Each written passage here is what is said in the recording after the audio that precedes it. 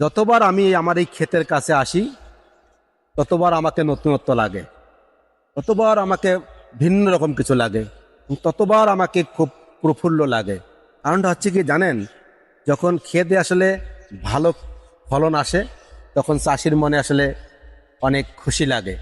তো আমার এই ভুট্টা ক্ষেতটার দিকে তাকান একটু। আমার আসলে এই ক্ষেতের কাছে আসলে আমার কেন জানি মানে যতবার আসি ততবার নতুনত্ব কিছু মনে হয়। আর তাই আমি বারবার আপনাদের এই ভিডিওগুলো দিচ্ছি। হয়তো আপনারা বিরক্ত হচ্ছেন, আবার কেউ কেউ খুশি হচ্ছেন। আমি যতবার এখানে আসি ততবার আমাকে ভালো লাগে, কারণ আমার এই যে নিজ হাতে এই যে গড়া এই ক্ষেতটি, এবং আমার নিজস্ব টেকনিক, নিজস্ব ফর্মুলা, নিজস্ব প্রযুক্তি ব্যবহার করে আমি চাষ করেছি।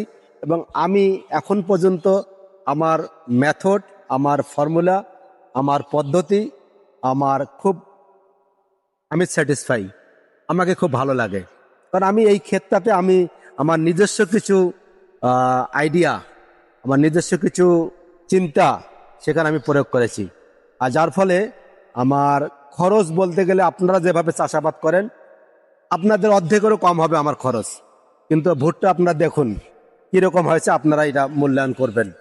আমি মনে করি চমৎকার হয়েছে, খরচ একবারই কম। আমি গাড়ার সময় একটু সার দিয়েছি, আর শেষের দিকে একটু হালকা অল্প 3 ধারা ইউরিয়া, অর্থাৎ 15 কেজি ইউরিয়া, 15 কেজি ডিএপি সার দিয়েছি। এই হলো আমার ভুট্টার আবাদের। আর একবার স্প্রে করেছি, এই হচ্ছে মোটামুটি। কিন্তু দেখুন কি চমৎকার হয়েছে, প্রতিটা গাছে 2টা করে মোচা ধরেছে, এবং প্রত্যেকটা মোচা কিন্তু অনেক লম্বা হয়েছে এবং আরও অনেক মোটা হবে। তো সবে মিলে আমার এই ক্ষেতটা আমাকে খুব ভালো লাগে, এবং আমি এই ক্ষেত চাষ করে আমি খুব হ্যাপি, আমি খুশি, আমাকে ভালোই লাগে, অত্যন্ত চমৎকার লাগে আমাকে। কারণ আমি আমার মেথডটা এখানে প্রয়োগ করেছি, এবং আমি আমার মেথডে অনেকটা সফল এবং সাকসেস। এবং আমি আশা করছি যে আমার এই খরচ যেহেতু কম, সেহেতু আমার লাভ হবেই। কারণ কৃষিতে আপনি যখন খরচ কমাবেন তখন আপনার লাভটা বাড়বে।